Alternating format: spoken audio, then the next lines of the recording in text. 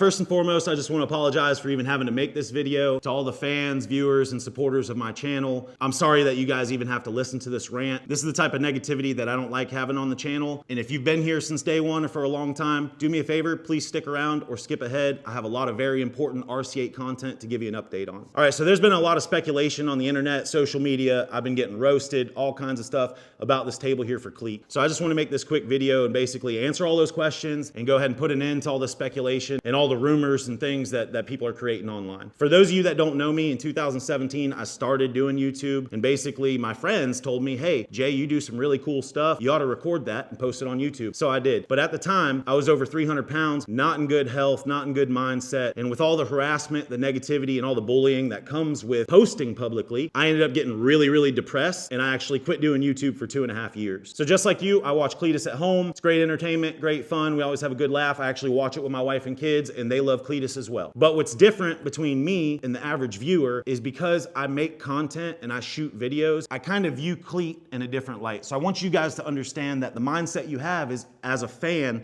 this is weird or stalking vibes, getting this man a table. But I want you to understand from my mindset as a content creator, single-handedly, Cletus McFarland and who he is as a content creator, it saved my social media career. I might not have much of one, but by him uploading videos all the time, whether it's good, bad, ugly, he just kept filming and just kept posting. What that did is that lit a fire under my ass and motivated me to pick the camera back up. So the only reason that I bought this table for Cleet is to show my appreciation, a genuine gesture of just saying thank you. Like I say, I know I don't have much of a YouTube career, but anybody that's here for the RC8 content or the cool carbon fiber content that we do, you also owe it to Cletus McFarland, because if it wasn't for him, I would have never picked the camera back up and I would have just let this hobby die. So basically I got roasted on social media because I posted this to a bunch of Cletus McFarland fan pages just to get eyes on it so we could get this table to Cleet by his birthday. So I want to clear the air. So the biggest thing that I see going around rumor-wise is people saying, wow, that's weird, or stalker vibes, things like that. Like I say, I want you to understand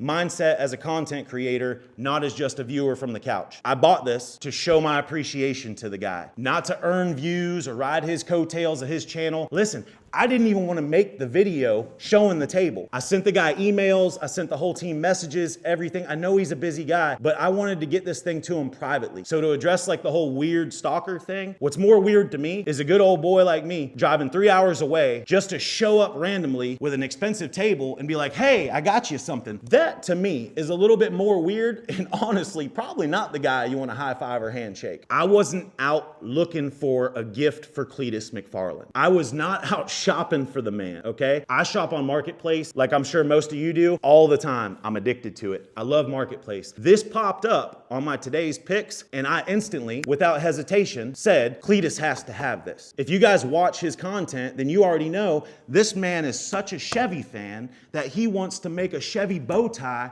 pool at his new house. It popped up, I seen it, said he had to have it. I made the guy an offer, he accepted. And honestly, I didn't think about the repercussions in the aftermath of getting it to him. I didn't think it was gonna blow out of proportion like this. I just knew I had to get the table for the guy. Another one of the big comments, we're talking about the thumbnail using his intro. You might not be able to pick this up in his videos if you're not a content creator, but I've heard how he speaks and he still edits his own videos. The guy likes videography. He likes a good edit, just like most of us do. So the way that I shot the video, I had to shoot it after finding this table. So after all this kind of popped up on my plate and then I bought this table, I had to shoot that video because I sent all these emails and messages and I was like, damn, I might not be able to get the table to him. The only reason that I shot that video and posted it publicly was to just get this table to Cleet. So yeah, everything that you watched in that last video, it was all a skit. It wasn't like I was actually searching for something to buy this fella. No, I found the table and then I had to make a video around it to still make it funny and entertaining for you guys. That's why I did the little skit about the swans, things like that. That's the only reason I even made a video about it. Trust me, I would have rather did this privately. Another thing that people talk about is I didn't blur out the price,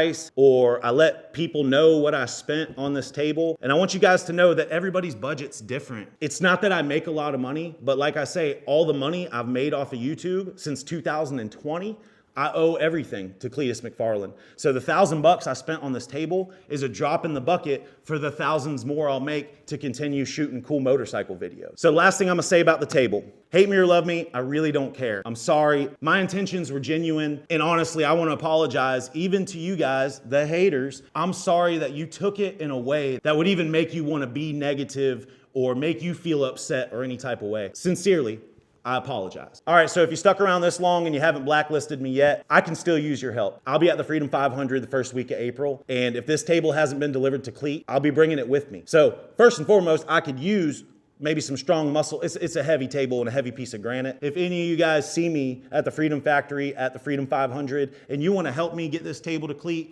please, by all means. I don't need to shake the guy's hand. I don't need a shout out on his channel. So if any of you guys want to help me, I'll see you at the Freedom 500. We can all deliver this thing to Cleet together. All right, so I want to bring you guys up to speed on the RC8. I actually made a mistake in the airbox that we made in the last video. I accidentally grabbed the wrong roll of filament. So that's EPA carbon fiber. It's good for prototyping, but not the PA12 for the finished product. So you can see it's way better looking on the inside, not as rough. I've got the new velocity stacks in, all that stuff is good. But we need to talk about one major problem, and that is on the engine mounts that fit perfectly on the Super Duke engine to mount up to the RC8 frame. Unfortunately, I had to pull those mounts off and basically shave the inside of it because the throttle position sensor is right up in there, and I can't even believe it, guys. It fit mocking this up in the bike, but then as soon as I went to plug in that harness right there for the throttle position sensor, it just did not clear with the frame mount. So I had to shave that down. The right side, I thought we were good with this hose, but since I pulled them off anyways, I went ahead and I did a relief cut on the inside of that for that coolant hose as well. That's one major hurdle I had to overcome off camera. Easy peasy, you guys can still do that. But this is the major one. So as much as I didn't want to have to do this, we have to modify the wiring harness. This is about as good as I could get the ECU there, but if you look, we have this open space right here that the ECU can fit perfectly right here.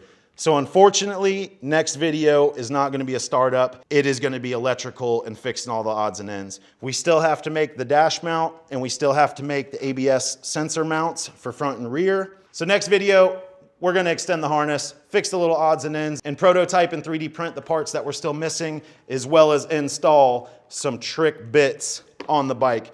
We've got lines, we've got master cylinders, slave cylinders, our ABS sensor rings, we've got a brand new dash, we've got all kinds of parts, and this RC8 is gonna be running and track ready in no time. As always, thank you guys so much for watching. I do apologize for the negativity that I had to start this video with. I promise it won't happen again. Thank you guys for all your kind words and your support here to make this RC8 come to life. I really appreciate it. I'll see you on the next one.